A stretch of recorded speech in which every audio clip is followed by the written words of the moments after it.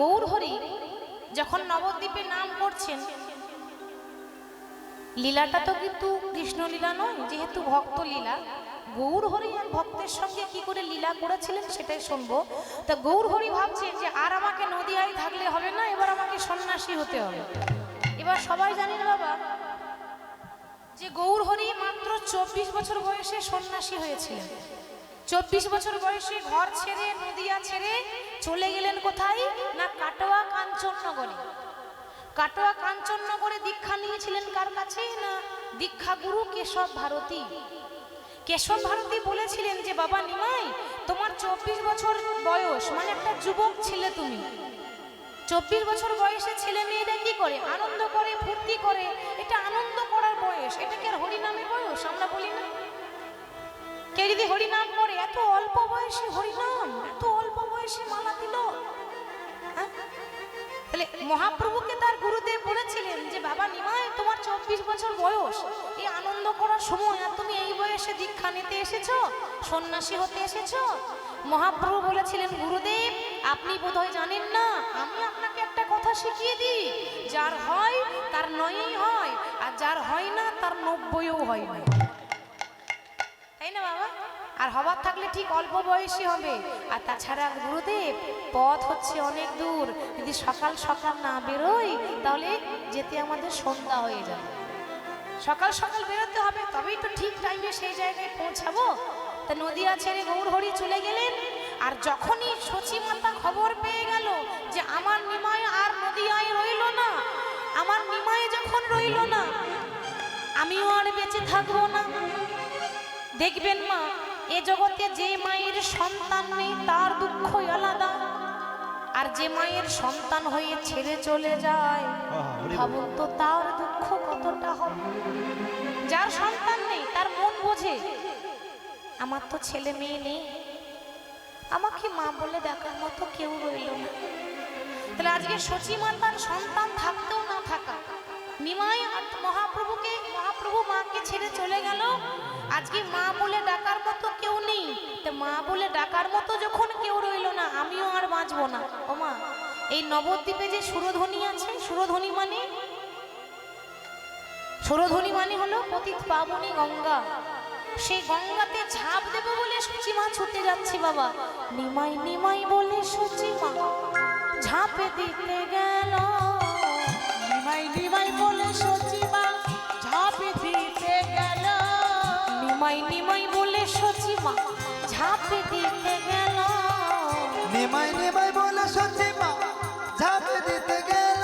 তখন কোথায় ছিল দাদা নিতাই মায়ের ধরিল, কোথায় ছিল দাদা নিতাই মায়ের ধরিল, কোথায় ছিল দাদা নিতাই মায়ের ধরিল, ও গো, কোথায় ছিল দাদা নিতাই মায়ের ধরিল। মাগো আমি কি তোমার ছেলে নই মা, আমি কি তোমার ছেলে, আমি কি তোমার ছেলে নই মা, বাবা আমি কি তোমার ছেলে নই? তোমার নিমাই গেছে নিতাই আছে, আমি কি তোমার ছেলে নই, তোমার নিমাই গেছে নিতাই আছে, আমি কি তোমার ছেলে নই, তোমার নিমাই গেছে নিতাই আছে, আমি কি তোমার ছেলে নই, তোমার নিমাই গেছে নিতাই আছে, আমি কি তোমার ছেলে নই? বাবা কোথায় ছিল দাদা নিতাই মায়ের ধরিল, কোথায় ছিল দাদা নিতাই মায়ের ধরিল।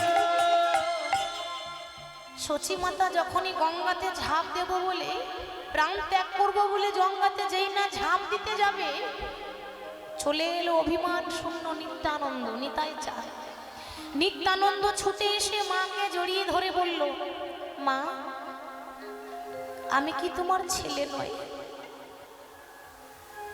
আমি জানি আমাকে তুমি গর্ভে ধারণ করোনি,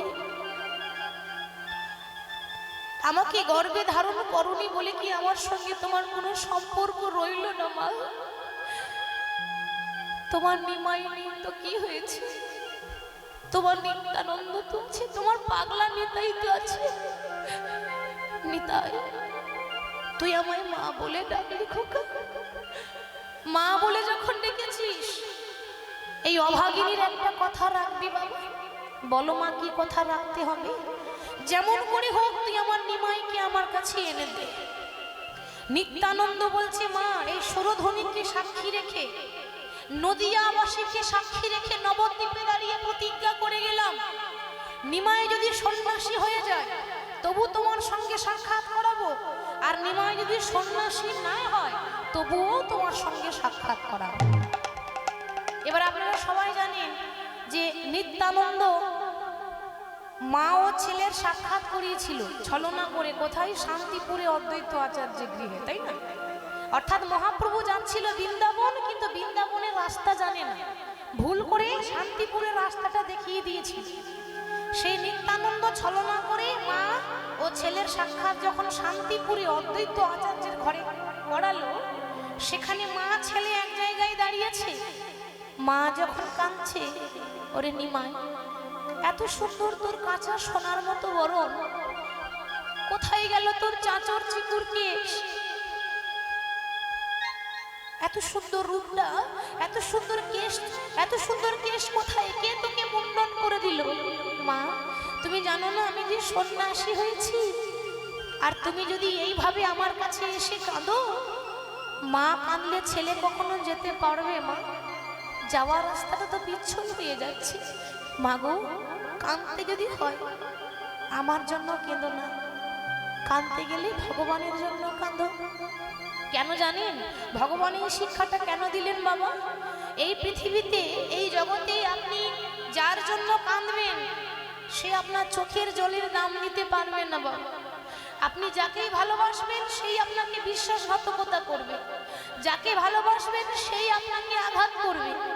আপনার ছেলেকে এত বড় করে মানুষ করলেন, মানুষের মতো মানুষ করলেন, সেই ছেলে বড় হয়ে যায়, তখন বলে বাবা তুমি আমার জন্য কি করেছো, কি গো বলে না? তখন কতটা আঘাত লাগে বাবা।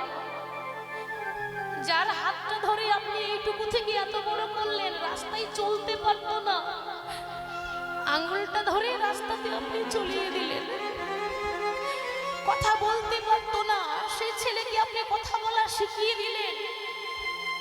দিন রাত পরিশ্রম করে একবারও নিজের ভাবনা ভাবলেন না, সবসময় ভাবছেন যে না আমি খেলে হবে না, ঘরে আমার একটা ছেলে আছে তাকে খাওয়াতে হবে, তার জন্য এত চিন্তা করছেন। সে আজকে বলছে তুমি আমার জন্য কি করেছে, তখন যে আঘাত লাগে এই আঘাতটা বাবা বলে বোঝানো যাবে না, তখন যে কি কষ্ট হয়।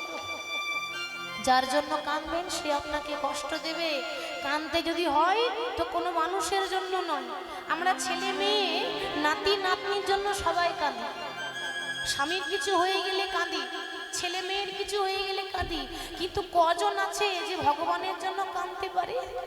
কজন আছে? তা নিমাই বলছে মা কাঁদতে গেলে আমার জন্য নয়, কাঁদতে গেলে ভগবানের জন্য কাঁদো। কেন জানো?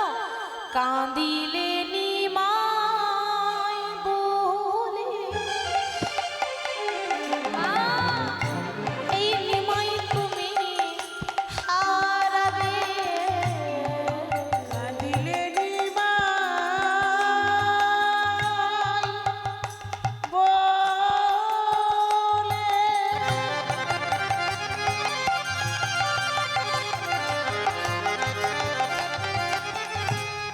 ও গো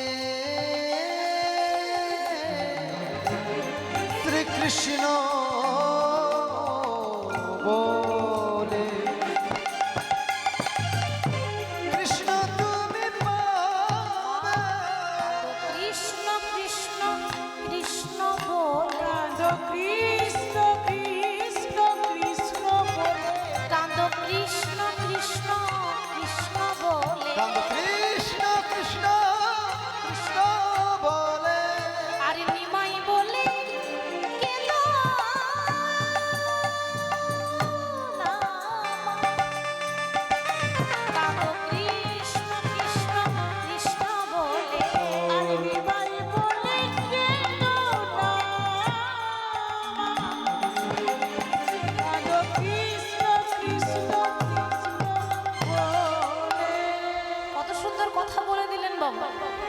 বলছে কাঁদিলে নিমাই বলে নিমাই তুমি হারাবে, কাঁদিলে শ্রীকৃষ্ণ বলে কৃষ্ণকে তুমি পাবে।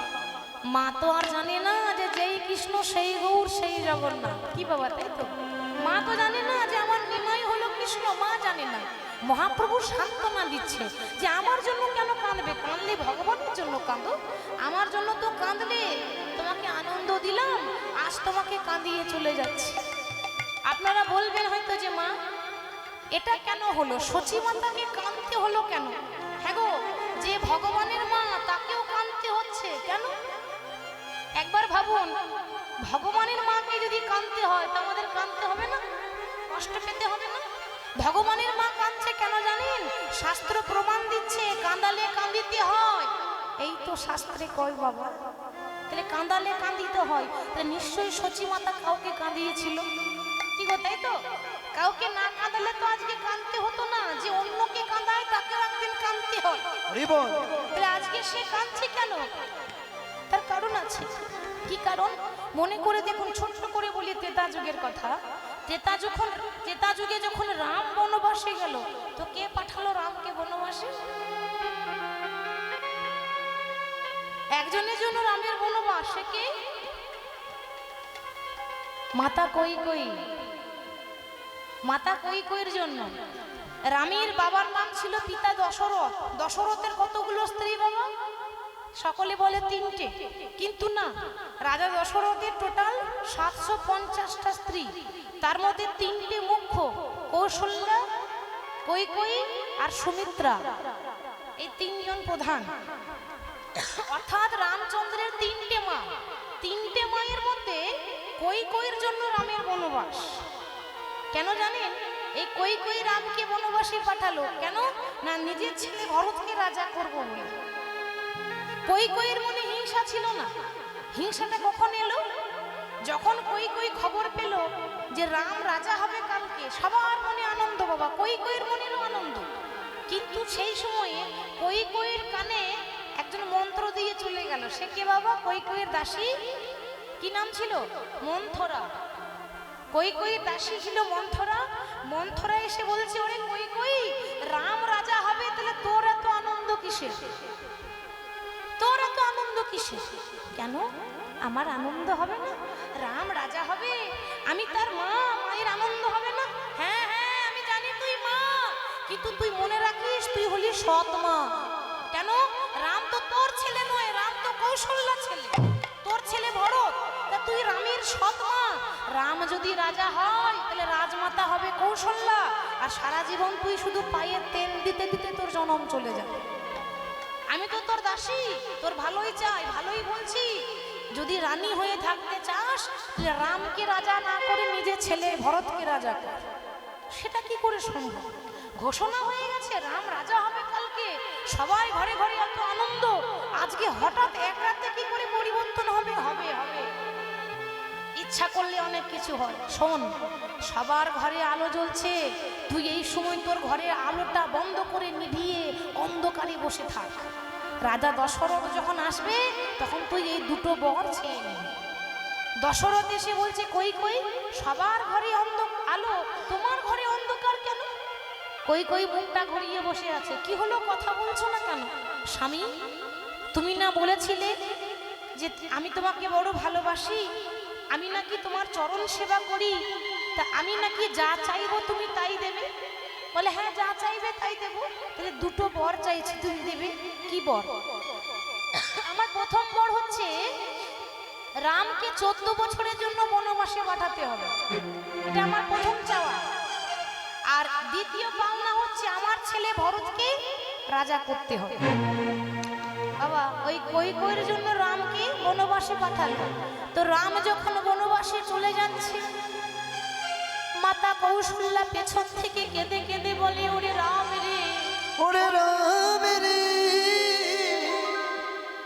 খোকা 14 বছরের জন্য চলে যাচ্ছিস, 14 বছর আমি তো তোর বদনটা দেখতে পাবো না। আমি তো তোর বদন দেখিতে পাবো পাবো ও না।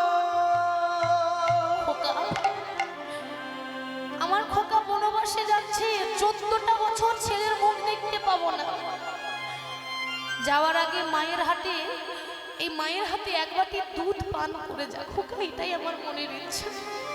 কৌশল্যা যখন রামকে এক বাটি দুধ দিতে যাচ্ছে, কৈকেয়ীর এত হিংসা হয়ে গেল যে কৌশল্যার হাত থেকে দুধের বাটি ছুঁড়ে ফেলে দিল। সেদিন রাম বলেছিল, মা মা হয়ে আরেক মায়ের কষ্ট বুঝলে না মা, আর যদি তোমার ছেলেটা চলে যেত তোমার কত দুঃখ হতো, কিন্তু তুমি বুঝলে না যে মা হয়ে মায়ের কষ্ট বোঝে না, যে নারী হয়ে আরেক নারীর যন্ত্রণা বোঝে না, সে নারীর নামে কলঙ্ক। তুমি যখন এরকম করলে, আমি রাম তোমাকে বর দিলাম, এর পরজনমে তারও পরজনমে আমি তোমার গর্ভে জন্মগ্রহণ করব ঠিক কথা, কিন্তু তোমার স্তনদুগ্ধ পান করব না। তা সেই কৈকেয়ী হয়েছিল দাপর যুগে ভগবান শ্রীকৃষ্ণের মা দেবকী, তাই তো বাবা? কংসের কারাগারে কৃষ্ণের জন্ম হয়েছিল, কিন্তু দেবকীর গর্ভে জন্ম হয়েছিল, দেবকী স্তনদুগ্ধ পান করেছিল। ভগবান বড় হয়েছিল কোথায়? বৃন্দাবনে, মা যশোদার ঘরে। কারণ সে ধরার হাতে ধরা পড়েছে। হরি বল। এই যশোদা হচ্ছে ধরা দেবী, আগে জন্মেছিল ধরা। তা আজকে যশোদার স্তনদুগ্ধ পান করে যশোদা ছেলেকে বড় করেছিল, জন্ম দিয়েছিল দেবকী, কিন্তু লালন পালন করেছিল কে? যশোদা। তাহলে কৃষ্ণের কটা মা হলো? কৃষ্ণের দুটো মা। হ্যাঁ, একটু কথা বলতে হবে তো, চুপ করে থাকলে হবে না। এই কেউ ধরুন একটা গল্প বলছে, আর আপনি যদি চুপ করে শোনেন তাহলে ভালো লাগবে? ভালো লাগবে না। তাহলে গল্প শুনতে গেলে কি করতে হবে? মাঝে মাঝে হুঁ দিতে হবে, ঘাটটা একটু করে নড়াতে হবে, তবেই তো আমি বুঝবো, তাই না? হ্যাঁ, মাঝে মাঝে হুঁ দিয়ে যাবেন। তাহলে আজকে সেই মা দেবকী আবার এই জন্মে হয়েছে সচী মাতা। তাহলে কাঁদালে কাঁদিতে হয়, এক মা আর এক মাকে কাঁদিয়েছিল বলে আজকে কাঁদছে। তাহলে বাবা, কর্মের ফল সবাইকে ভোগ করতে হবে। ভগবান বলছে, আমি আমার মাকেও রেহাই দিই না, যে যেমন কর্ম করবে তাকে তেমন ফল ভোগ করতে হবে। মায়ের চরণে প্রণাম করে এবার মহাপ্রভু চলে যাচ্ছেন। ঠিক সচী মাতা পেছন দিয়ে ডাক দিয়ে বলল, নিমাই দাঁড়া, তুই যখন চলেই যাচ্ছিস তা সন্ন্যাসী হয়ে কোথায় যেতে চাস? মহাপ্রভু বলছে, মা আমার ইচ্ছা আছে আমি বৃন্দাবন যাব। সচী মাতা তখন বলল, খোকা তাহলে আমারও একটা ইচ্ছা আছে, শ্রবণ করে যা। আমার ইচ্ছা হচ্ছে তুই বৃন্দাবন নয়, প্রথমে যা তুই উড়িষ্যা জগন্নাথ ধাম। কেন না, তোর বাবা যখন মারা গিয়েছিল তোর বাবার পিণ্ডদান করেছিলাম পুরী ধামে, মানে জগন্নাথ ধামে। আমার ইচ্ছা আছে সেইখান থেকে তুই হরিনাম শুরু কর। এবার তো মহাপ্রভু তীর্থযাত্রা করবে আর নাম বিলাবে, তো মাকে প্রণাম করে যাচ্ছে জগন্নাথ ধাম। কেমন ভাবে? জয় জগন্নাথ, জয় জগন্নাথ, জয় জয় জয় জয় জয় জগন্নাথ।